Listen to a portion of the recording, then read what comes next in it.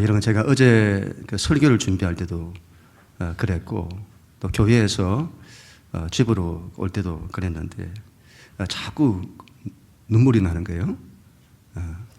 목사님 그 갱년기예요.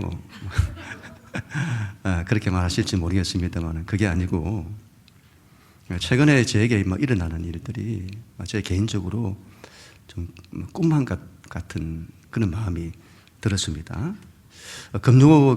지난 금요 기도회 때도 이제 기도하고 또 오신 분들을 이제 또 이렇게 배웅하고, 그분이 가시고 난 이후에 엘리베이터 앞에 딱 섰을 때도 저에게 그런 마음이 좀 크게 들었습니다. 이게 뭐지? 꿈만 같은 거예요. 그제 저녁에도 그랬고, 어제 밤에도 그랬고, 잠자리 들기 전에도 참 꿈만 같다 하는 이런 요즘 일어나는 일들이 그런 마음이 들었습니다. 그리고는 하나님이 시편 146편의 말씀을 저에게 주셨습니다. 시편 146편 1절부터 3절인데, 여호와께서 시온에 포도를 돌려보내실 때에 우리는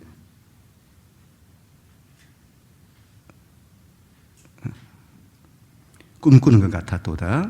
그때 우리 입에는 웃음이 가득하고 우리 혀에는 찬양이 찼었도다. 그때 문나라 가운데서 말하기를 여호와께서 그들을 위하여 큰 일을 행하셨다 하였도다. 여호와께서 우리를 위하여 큰 일을 행하셨으니 우리는 기쁘도다. 아멘. 하나님이 우리를 위해서 새로운 일을 이루시는 것 같아요. 믿습니다. 우리는 이런 지난 몇 주 동안에 베드로와 고넬료의 만남, 그 사건에 대해서 함께 말씀을 나누고 있습니다. 여러분, 지난번에도 제가 말씀을 드렸습니다만은 성경을 읽다 보면 여러분 이 사건을 이해할 수가 없어요. 대체 이 사건이 뭐지? 대체 이 사건이 뭐라고 이걸 이렇게까지 기록을 하지? 했던 이야기 또 하고 또 하고 10장 전체에서 이야기를 하더니 그것도 부족해서 오늘 11장에서도 다시 그 이야기를 하는 거예요. 여러분, 글쓰기에서 피해야 하는 것이 바로 반복이잖아요. 그런데 그럼에도 불구하고 반복을 한다는 것은 그만큼 강조한다는 그런 말인 겁니다. 그게 너무 중요하다고 성경이 말씀하는 거예요. 오늘 다시 한번 이 말씀을 반복해서 나누도록 하겠습니다. 1절, 하나님 말씀 1절 우리 같이 한번 읽습니다. 시작. 유대에 있는 사도들과 형제들이 이방인들도 하나님의 말씀을 받았다함을 들었더니. 아멘. 여러분, 이방인들이 하나님의 말씀을 받았다, 이런 정말 놀라운 일이 일어났습니다. 정말 믿을 수 없는 일이 일어난 거예요. 여러분, 이방인들에게 하나님의 구원이 임한 거예요. 놀라지도 않으시잖아요. 우리에게는 이 일이 아무것도 아닌 것처럼 보입니다만 당시 유대인들에게는 이 일은 불가능한 일인 겁니다. 그들이 믿었던 하나님은 유대인만을 구원하시는 하나님이신 거예요. 유대인의 하나님, 유대인만을 구원하시는 하나님이신 겁니다. 그런데 그 하나님께서 이방인을 구원하신다는 거죠. 이거는 유대인이라면 상상할 수 없는 일인 겁니다. 이건 불가능한 일인 거예요. 그런데 그 일이 일어나게 된 것입니다. 그 일이 어떻게 일어나냐?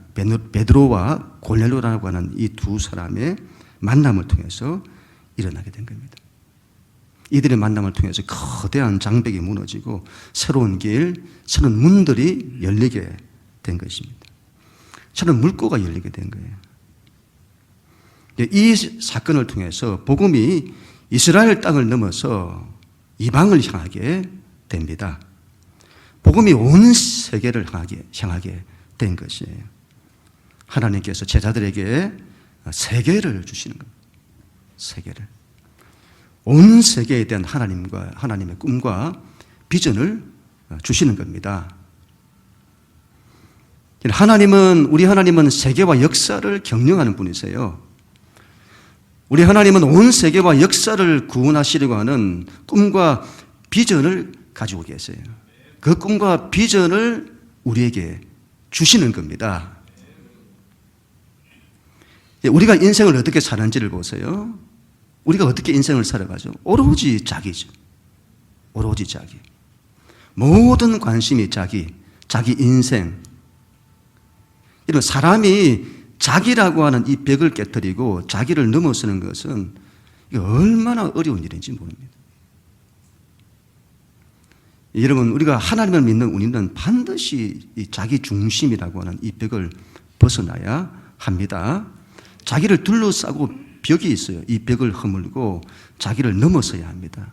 자기를 넘어서서 타인에게로 향하고 다른 이에 대한 사랑과 관심으로 나가야 합니다. 그리고 하나님께로 향해야 합니다. 복음도 마찬가지예요. 복음이 예루살렘을 넘지를 못해요. 이러면 자기 구원에만 갇혀 살아간다 이 말이죠. 자기만 구원받으면 된다고 하는 신앙, 그걸 넘어서서 이웃을 구원하고 나라와 민족을 구원하는 그런 마음을 가진다는 것이 굉장히 어렵다 이 말이죠. 더 나아가서 온 세계 모든 민족을 구원하는 하나님의 꿈과 비전을 가진다는 것은 정말 어려운 겁니다. 그런데 하나님께서 그걸 주시는 겁니다. 우리 보고 그걸 품으라고, 그걸 바라보라고. 하나님께서 그 일을 베드로와 고넬료와의 만남을 통해서 이루시는 겁니다. 겉으로 볼 때는 그냥 단순한 만남처럼 보여요. 그런데 그 안에는 하나님의 엄청난 뜻과 하나님의 계획이 숨어 있는 겁니다. 그 뜻은 이후 사도행전의 역사를 통해서 나타나게 되는 것입니다. 정말 하나님의 놀라운 새로운 길과 새로운 문들이 열리는 것입니다. 그런데 여러분, 이런 하나님의 이 큰 일에 반대하는 사람들이 있어요. 2절, 3절 같이 한번 읽습니다. 2절, 3절 시작. 베드로가 예루살렘에 올라갔을 때에 할례자들이 비난하여 이르되 너가 무할례자의 집에 들어가 함께 먹었다 하니. 베드로가 이제 예루살렘으로 올라갔을 때 일입니다. 예루살렘 교회를 말해요. 예루살렘 교회 안에 있는 할례자들이 베드로를 비난했습니다. 할례파들이라고 하는데 그들의 반응을 보세요. 베드로가 오로지 하나님의 뜻과 성령의 인도하심에 순종하여 그 일을 행했습니다. 그 일을 할례파들이 비난하는 거예요. 어떻게 이방인의 집에 들어가서 그들과 함께 먹고 함께 교제하느냐 하는 것이죠. 이런 베드로가 자신의 모든 걸 다 내려놓고 하나님의 인도하심에 순종하여 하나님의 뜻을 이루었는데 그 일을 비난하는 거예요. 이런 할례파들을 다르게 말하면 율법주의자들이다 이렇게 말할 수 있는데, 이런 율법주의라고 하는 이것은 유대교에만 있는 것이 아니에요. 기독교 안에도 율법주의가 있습니다. 당시 예루살렘 교회, 예수를 믿는 예루살렘 교회 안에 상당수의 기독교 주의자들이 있었습니다. 우리가 신앙에서 극히 조심해야 할 것이 바로 율법주의예요. 율법주의를 조심해야 합니다. 내가 율법주의 신앙을 가졌는지 안 가졌는지 그걸 잘 분별하고 그걸 조심해야 합니다. 율법주의가 왜 위험하냐면 하나님을 믿는다고 하는데 하나님의 뜻을 반대하게 돼요. 이들의 특징은 하나님 신앙을 자기 중심으로 해요. 자기 힘, 자기 능력을 의지해서 합니다. 신앙에서 하나님의 뜻이 중요하잖아요. 그런데 그들은 하나님의 뜻에 관심이 없습니다. 자기 뜻에 관심이 있어요. 그들의 여러분 삶의 방식을 조심해야 합니다. 그들이 어떻게 여러분 삶을 살아가는가 하면 전부 자기 기준에 따라 살아가요. 여러분 자기 안에 이건 옳고 이건 틀리고 그런 게 우리에게 필요 없는 건 아닌데 그게 여러분 우리의 삶에서 우선이 되면 안 됩니다. 이건 하나님을 떠난 옛사람의 삶의 방식인데 선악과를 따먹은 인간의 삶의 방식. 여러분 선악과를 따먹은 인간의 특징은 자기 안에 선과 악의 기준이 있는 거예요. 그리고 그 선과 악에 대한 판단을 자기가 내리면서 그걸로 모든 걸 생각하고 판단합니다. 그런 방식으로 모든 사람, 모든 일, 모든 사건을 판단하고 행하는 거예요. 여러분 우리는 예수님의 삶의 방식을 따라야 합니다. 이게 이런 세 사람의 방식인데 예수님을 보세요. 예수님이 어떻게 살아가시는지. 우리 예수님 안에서 가장 먼저, 가장 첫 출발, 그 마음의 중심에서 가장 먼저 나오는 것은 바로 사랑입니다. 하나님께 대한 사랑이고 사람에 대한 사랑이에요. 우리 예수님은 사람을 어떻게 해서라도 사랑하려고 하고 사람을 위하려고 하고 사람을 살리려고 합니다. 우리 예수님의 정체성이 구원자시잖아요. 예수님은 구원자세요. 구원이라고 하는 이 말은 죽어서 천국 가는 구원만 구원이 아니라 살린다는 말이에요. 살린다. 그래서 예수님의 삶은 전부 살리는 거예요. 모든 걸 회복하고 살리는 것. 우리가 사람을 바라볼 때도 그래야, 예수님처럼 그래야 합니다. 사람을 사랑하려고 해야 하고, 사람을 위하려고 해야 하고, 사람을 살리려고 해야 합니다. 그게 우리 안에 가장 먼저 작동이 되어야 되는 거죠. 근데 그게 작동되는 것이 아니라 자기 안에 이건 옳고 이건 틀리다는 자기 법이 가장 먼저 작동을 해서는 왜 저렇게 하지? 그렇게 판단을 하게 되는 거죠. 이런 삶의 방식이 왜 위험한가 하면 하나님이 하신 일에 대해서도 자기 기준에 맞지 않으면 비난하게 되는 것입니다. 예수님의 삶의 방식을 따라야 합니다. 타락한 옛사람의 삶의 방식을 버려야 합니다. 예수님처럼 여러분 사랑으로 살아야 합니다. 사람을 사랑하고 하나님 사랑이 제일 중요하죠. 그런데 우리는 하나님 사랑을 중요하게 이야기합니다만 사람 사랑을 무시할 때가 많습니다. 그렇게 하면 안 됩니다. 사람을 사랑해야 합니다. 하나님 사랑처럼 사람 사랑할 줄 알고 위할 줄 알고 사람을 늘 섬길 줄 알고 살리려고 하고 그래야 합니다. 그런 여러분 사랑의 방식으로 또 구원의 방식으로 모든 걸 다 행하세요. 그래야 하면 하나님의 뜻에 반대하는 것이 아니라 하나님의 뜻을 온전히 이루는 삶을 살아가게 될 것입니다. 그럼 우리 모두가 다 될 수 있기를 축복합니다. 베드로를 잘 보세요. 여러분 이제 이전의 베드로가 아니에요. 이전의 베드로 같으면 불같은 성정을 그 안에 가지고 있잖아요. 그러면 자기를 비난하는 자들과 격렬하게 싸웠을 겁니다. 누가 옳으니 틀리니 그래 한번 해보자 싸웠을 거예요. 지금의 베드로는 그렇게 하지 않습니다. 베드로는 자초지정을 다 차례로 다 설명을 하는 거죠. 그리고 이 일이 자기가 한 일이 아니라 내가 만들어낸 일이 아니라 하나님께서 하신 일임을 밝히게 됩니다. 우리 4절 5절 같이 읽습니다. 시작. 베드로가 그들에게 이 일을 차례로 설명하여 이르되 내가 요파시에서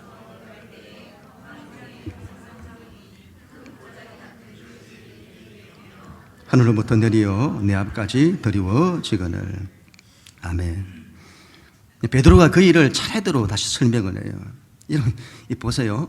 이 사건을 사도행전이 반복하고 또 반복하고 또 반복하는 거예요. 그만큼 중요하다는 말이에요. 베드로가 말합니다. 이 모든 것의 출발은 기도로부터 시작이 되었다. 이 일이 기도할 때 일어났다. 모든 일이 기도에서 시작되었다. 기도할 때에 하나님께서 나에게 환상을 보여주셨습니다. 보자기 환상이었는데 보자기가 하늘에서부터 내려왔고 그 안에 부정한 짐승들이 있었습니다. 유대인이라면 절대로 먹어서는 안 되는 부정한 짐승이었습니다. 이것이 부정한 짐승은 이방인을 상징하잖아요. 유대인들은 이방인을 짐승으로 이겼어요. 그것도 부정한 짐승으로. 그건 절대로 만져서도 먹어서도 안 되는 겁니다. 그런데 하나님의 음성이 들렸습니다. 너가 그걸 잡아먹어라. 아니요, 하나님, 저는 절대로 먹지 못합니다. 이건 법에 어긋납니다. 그때 하나님의 말씀이 또 들렸습니다. 9절. 또 하늘에서부터 두 번째 소리에서 내게 이르되 하나님이 깨끗하게 하신 것을 너가 속되다고 하지 말라 하더라. 그리고 이 일이 3번이나 일어났습니다. 완전수 3이죠. 하나님이 깨끗하게 하신 것을 너가 속되다고 하지 말라. 이 말씀이 3번이나 임했습니다. 그리고는 이 기도가 끝나자 그때 마침 고넬료라는 이방인 백부장이 보낸 3사람이 나를 찾아왔습니다. 그때 성령께서 저에게 또 말씀을 주셨습니다. 12절. 성령이 내게 명하사 아무 의심 말고 함께 가라 하심에 이 6 형제도 나와 함께 가서 그 사람의 집에 들어가니 내가 성령님의 인도하심에 순종하여 그 집에 들어간 것입니다. 그 집에서 나를 왜 불렀는지 자초지종을 듣고는 여기에 하나님의 큰 뜻이 있음을 알고는 그들에게 예수 그리스도의 복음을 전했는데 정말 놀라운 일이 일어났습니다. 15절 같이 한번 읽을까요? 시작. 내가 말을 시작할 때에 성령이 그들에게 임하시기를 처음 우리에게 하신 것과 같이 하는지라. 아멘. 복음을 듣는 그들에게, 이방인인 그들에게 복음이 전해졌는데 오순절 마가의 다락방에서 있었던 그때 우리에게 성령의 바람과 불이 임하고 우리가 다 방언을 했던 그와 똑같은 성령의 역사하심이 그들에게 임한 것입니다. 베드로가 이 일을 차례차례 설명을 하는 것이죠. 베드로가 여러분 말하고 싶은 핵심은 다른 것이 아니에요. 이 일이 사람의 뜻으로 난 것이 아니다. 이건 하나님이 하신 일이다. 기도할 때 하나님께서 환상을 보여주시고 말씀을 주셨다. 그리고 성령께서 인도하시는 대로 내가 행했다. 그러자 그들에게 성령의 그와 같은 역사하심이 나타났다. 그걸 통해 내가 알게 된 거다. 이 일이 하나님이 하신 일임을. 그리고 내가 깨달았다. 보자기의 환상의 뜻이 무엇인지, 잡아먹으라 하신 그 말씀, 하나님께서 깨끗하게 하신 것을 내가 속되다 하지 말라는 그 말씀이 무슨 뜻인지, 단순히 이방인과 교제를 허락한다는 의미가 아니라 그걸 넘어서서 하나님께서 이방인에 대한 구원을 허락하셨음을 내가 알게 된 거다. 하나님의 놀라운 이 일이 어떻게 이루어지는지를 보여주는 겁니다. 기도를 통해서 여러분 일어나는 거예요. 그리고 하나님 말씀이 임하는 거죠. 그리고 성령의 인도하심이 나타나고 거기에 순종할 때 하나님의 놀라운 역사가 나타나는 겁니다.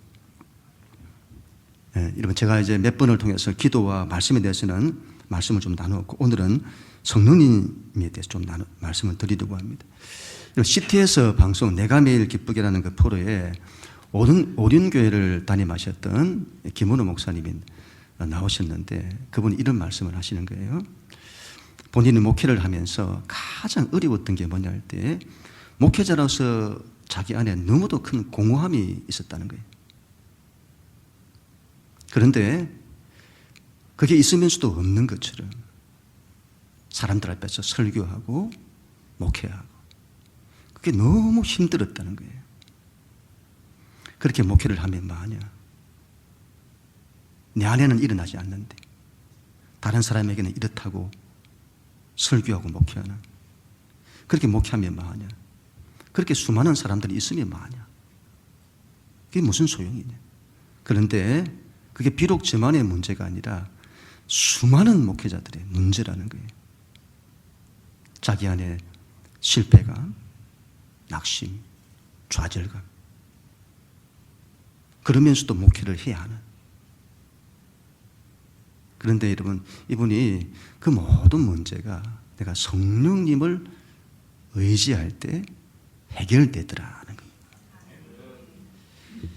거예요. 이건 제 경험이기도 한데 여러분도 아마 이런 경험들이 많을 거라 봅니다.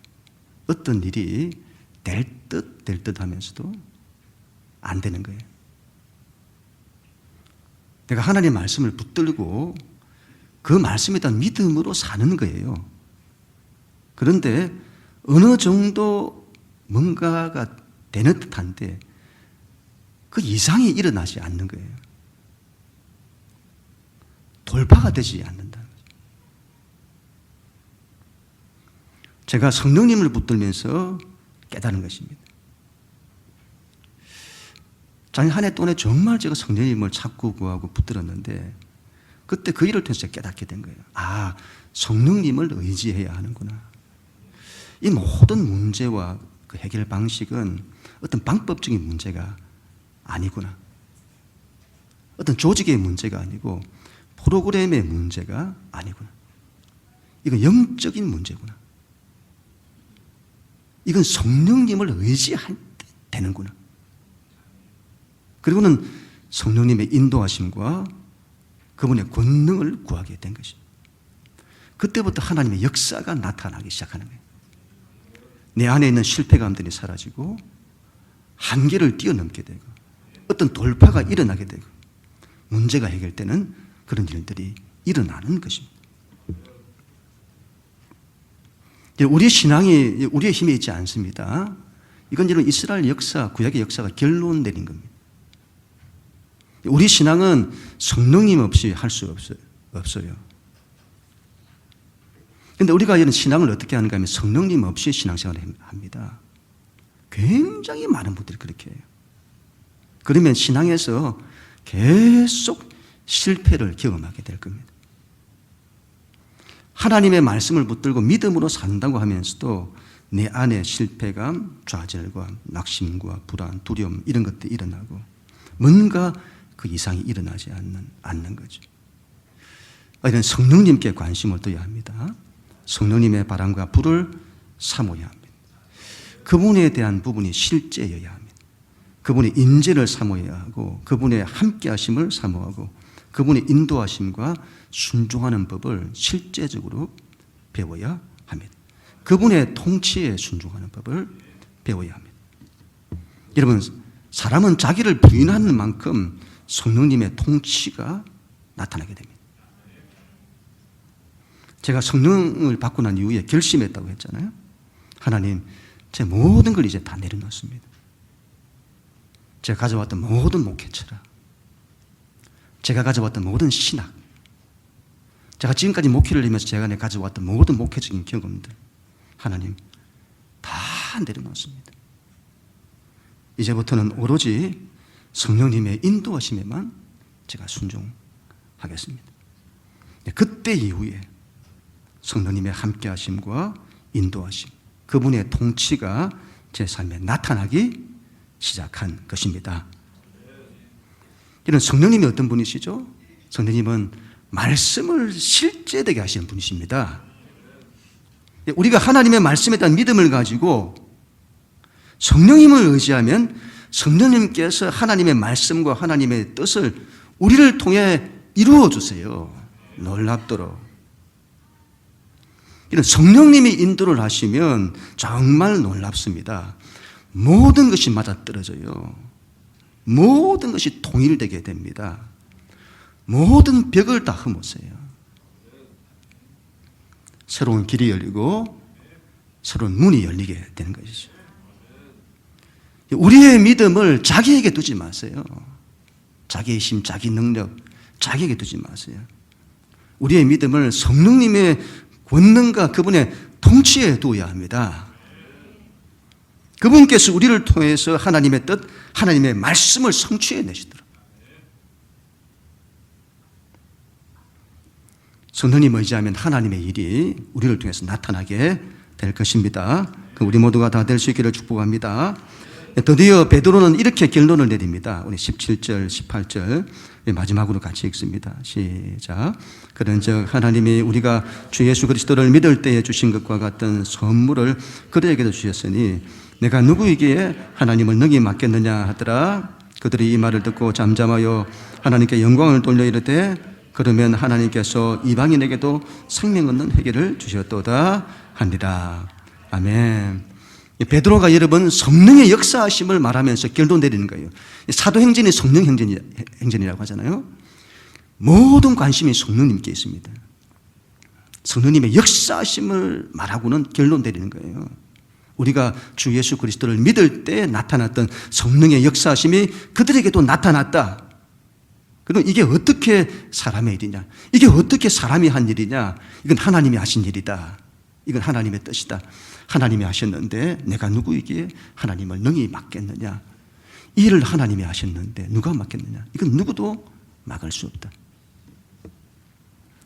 그래도 여러분, 예루살렘 교회가 정말 잘한 것은 베드로의 이 말을 듣고 다 잠잠했더라.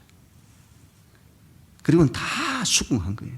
이 일을 이루신 하나님이 그 일을 이루셨다.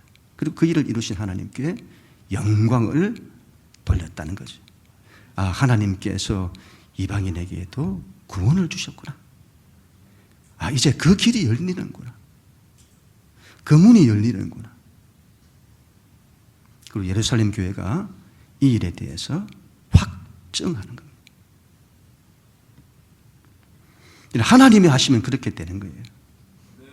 모든 장벽이 허물어지는 거고 길이 만들어지고 문이 열리는 것입니다. 모든 것이 맞아떨어지고 모든 것이 통일되고 모든 사람들이 이 일을 하나님이 하셨다고 확증하는 것입니다. 이 사건 이후에 어떤 일이 일어나죠? 이후에도 놀라운 일들이 일어나는 겁니다. 이 사건 이후에 여러분 안디옥 교회가 탄생하는 거예요. 지금까지는 사도행전의 중심은 예루살렘 교회였습니다. 그런데 교회 영적 중심이 예루살렘 교회에서 안디옥 교회로 바뀌는 놀라운 일이 일어나게 되는 거죠. 새로운 교회가 만들어지는 거예요. 안디옥 교회라는. 그리고 이제부터 사도행전의 이야기는 예루살렘 교회에 대한 이야기에서 새로운 교회, 안디옥 교회 이야기로 바뀌게 되는 겁니다. 이 안디옥 교회를 통해서 하나님의 위대한 역사가 나타나는 것입니다. 그리고 드디어 13장으로 가면 이 안디옥 교회가 바나바와 바울을 선교사로 파송하는 복음이 세계로 나아가는 놀라운 일들이 일어나게 되는 것입니다. 여러분, 하나님이 하시게 해야 합니다. 하나님이 하시면 그 무엇도 막을 수 없습니다. 우리 영락교를 통해서 하나님이 하시는 일이 일어날 것입니다. 작년 한 해 동안 제가 정말 기도하고 정말 제가 목숨 걸고 기도하고 제 목회의 모든 많은 목사님들이 목회된 실패감 때문에 다른 걸 자꾸 찾아요. 제 안에 늘 퀘스천이 있었습니다. 과연 그런가? 과연 그런가? 하나님 말씀은 진리 아닌가? 그분만 붙들면 그분 이루시는 것 아닌가? 그리고는 정말 이 일을 제가 돌파하고 하나님이 이 일을 하신다는 것을 나타내 보여주세요. 얼마나 기도하고 40일 동안 저녁에 한 끼 금식하면서 한 5시간씩 기도하고 그 이후에도 제가 하루에 3시간 이상씩 늘 기도하고 올해도 여러분 사순절을 제가 있겠다 보내면서 3월달 들어오고 나서 사순절 기간에 제가 다시 하나님 그 마음 주셔서 또 저녁 한 끼 금식하면서 하루 5시간씩 기도하는, 기도를 몇 시간 했냐, 제가 그걸 말하는 것이 아니라 하나님의 역사가 기도를 통해서 시작되는 거니 제가 기도를 목숨처럼 붙들었다는 것이죠. 요즘은 하나님의 말씀에 대해서도 얼마나 큰 믿음들이 일어나는지 모르겠습니다. 하나님의 말씀을 이루는, 말씀대로 되게 하시는 이걸 자꾸 나타내 보여주시는 거죠. 그리고는 말씀을 이루어야 하는구나. 우리 예수님도 말씀을 이루시잖아요. 말씀이 응하였더라. 말씀을 이루세요. 말씀이 나를 통해, 우리를 통해, 교회를 통해서 이루어지게 해야 하는구나. 말씀에 대한 절대적인 믿음을 가져야 하는구나. 하나님의 말씀이 쓰고 하나님의 말씀이 이루어지는 교회가 되어야 하는구나. 그리고 이제 성령님을 의지해야 되는 겁니다. 이런 성령님을 의지해 보세요. 이건 제 경험입니다. 성령님을 의지해 보세요. 새로운 일들이 일어나게 될 겁니다. 성령님의 인재를 사모하시고 성령님의 인도하심을 받고 성령님의 통치에 이런 순종해야 합니다. 그리고 성령님의 바람과 불, 성령님의 권능을 구해야 합니다. 여러분, 우리 교회에 앞으로 사도행전의 역사가 나타날 것입니다. 성령님의 기사와 표적이 나타날 것입니다. 기적의 역사들이 일어날 것입니다. 그럼 그게 믿어지는데 어떻게 하겠습니까? 제가 믿겠다는 것이 아니라 제 안에 믿어지는데 어떻게 하겠습니까? 제 안에 그게 믿어지는데 그걸 제가 어떻게 하겠냐 말이죠. 그걸 제가 어떻게 맡겠냐 이 말이에요. 그게 믿어지는데. 성령님께서 우리 교회에 주신 약속을 이루어 주실 것입니다. 놀라운 하나님의 역사가 나타날 것입니다. 교회가 일어서게 될 것입니다. 올해 피오처럼 부흥하게 될 것입니다. 그 일이 베드로와 고넬료를 통해서 일어난 것처럼 우리를 통해 일어날 것입니다. 그건 우리 모두가 다 될 수 있기를